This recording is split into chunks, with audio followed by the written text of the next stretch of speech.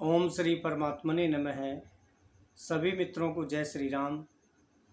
हमारे YouTube channel SGMA astro and gem science में आपका हार्दिक अभिनंदन। सबसे पहले मित्रों, आप हमारे यूट्यूब चैनल को सब्सक्राइब कर लीजिए, लाइक कीजिए।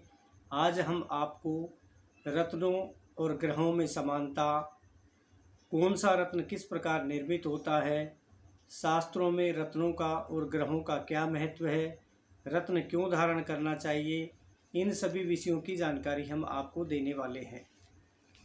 आदि अनादि काल से मानव और रत्नों का संबंध रहता आया है और मानव रत्नों के प्रभाव में भी रहता आया है। इसलिए रत्नों का ज्योतिष विज्ञान एस्ट्रो साइंस में अपना एक महत्वपूर्ण स्थान है और महत्व भी रखता है। मोती समुद्र में सीप के अंदर जैविक पदार्थ से निर्मित होता है। मूंगा समुद्री जीव पोलिप्स नाम की हस्तियों से बनता है। तृणमणि जैविक राल से बनता है। माणक, पन्ना, पुखराज, हीरा, नीलम, गोमेद और लहसुनिया, ये सभी रत्न पाषाण से निर्मित होते हैं। वैसे रत्न और उपरत्न इस प्रकार के अब तक 84 प्रकार की जानकारी में आए हैं।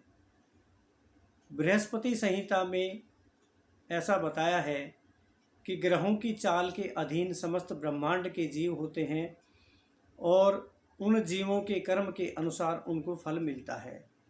इसी प्रकार निर्णय सागर ग्रंथ में बताया है कि मृत्यु लोक में चर अचर, जड़ चेतन, मूर्त अमूर्त, ये सभी ग्रह जनित शुभ अशुभ, सुख और दुख इत्यादि फल प्राप्त करते हैं।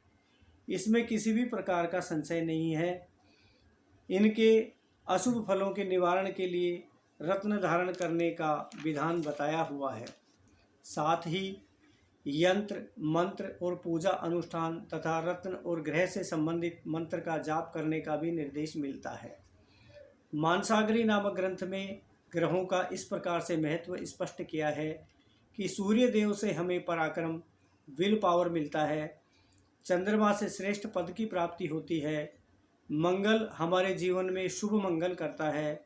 बुध से हम सद्बुद्धि को प्राप्त करते हैं। गुरु से गौरव, हमारी गुडविल में वृद्धि होती है। शुक्र से सुख ऐश्वर्य मिलता है। शनि हमारा कल्याण करता है। राहु हमारे बल की वृद्धि करता है और केतु हमारे कुल की उन्नति करता है। इस प्रकार शास्त्रों में और ग्रहों का महत्व बताया है तथा अलग अलग रत्नों का अलग अलग मनुष्य पर अलग अलग प्रभाव पड़ता है। ऐसा क्यों?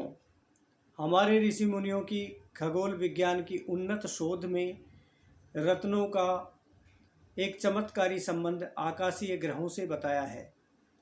रत्नों और ग्रहों की प्रकृति में भारी गुण साम्यता है। Planets and stones are very similar. ऐसा अनुभव में रहा है कि ग्रह और रत्न, इनका आपस में समान गुणधर्म रहा है। सभी ग्रह अपने अलग अलग रत्न से संबंध रखते हैं, जैसे सूर्य माणक, चंद्रमा मोती, मंगल मूंगा, बुध पन्ना, गुरु पुखराज, शुक्र हीरा, शनि नीलम, राहु गोमेद और केतु लहसुनिया। इनमें एक दूसरे के गुणों की समानता होती है। मित्रों, अब हम इस विषय को देखते हैं कि रत्न क्यों धारण करना चाहिए। इस प्रश्न के उत्तर को इस प्रकार समझना चाहिए कि ग्रहों से निकलने वाली रश्मियाँ, जो किरणें निकलती हैं, उनमें संबंधित ग्रह के गुण व दोष सम्मिलित होते हैं। ये किरणें अपनी तरह के गुण वाले रत्नों की तरफ आकर्षित होती हैं और वह रत्न भी उन किरणों को ऑब्जर्व करता है, उनको अवशोषित करके हमारे शरीर में प्रवाहित करता है तथा इस प्रकार रत्न धारण करने वाला व्यक्ति ग्रह विशेष के गुणों से सिंचित होता है। उसकी सकारात्मक शक्ति, पॉजिटिविटी बढ़ती है। प्राचीन समय में अर्थात सृष्टि के आरंभ काल में रत्नों को पास में रखने का भी महत्व था।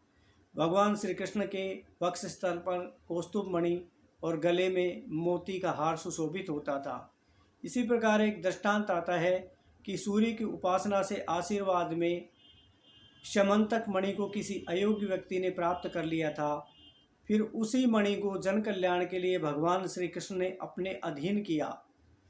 जैसे जैसे रत्नों का तराशने का विज्ञान विकसित हुआ, वैसे वैसे रत्न धारण करने का महत्व भी बढ़ गया तथा रत्नों को इस प्रकार से देखा जाने लगा कि रत्नों में किरणों का विकिरण तराशे हुए रत्नों में अधिक होता है तथा तराशे हुए रत्न अपने प्रभाव और मूल्य दोनों में कई गुना वृद्धि कर देते हैं। इस प्रकार मित्रों, रत्नों का और ग्रहों का हमारे जीवन में अटूट संबंध रहता है। जय श्री राम।